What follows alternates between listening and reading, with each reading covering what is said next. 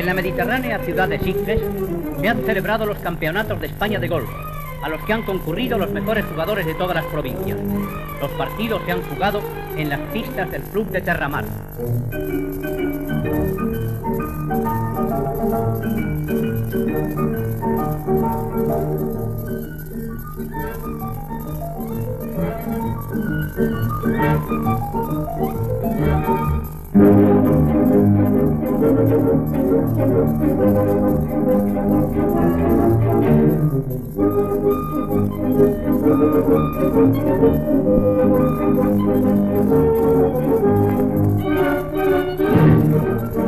Han quedado proclamados campeones Ignacio Arana, de San Sebastián, y la señora de Garriga Nogués, de Barcelona.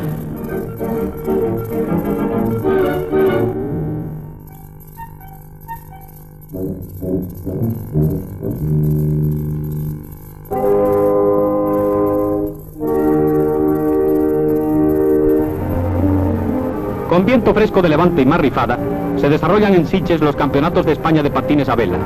Todos se deslizan sobre el agua con saludable espíritu deportivo. Participan 14 embarcaciones de la clase A, 15 de la B y 9 de la C.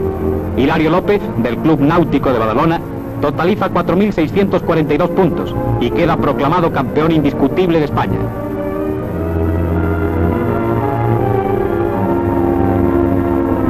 En conjunto, el primer lugar correspondió al Club Náutico Badalona y el de Barcelona obtuvo el segundo lugar por flotas. Los aficionados saludan con entusiasmo la llegada de los vencedores.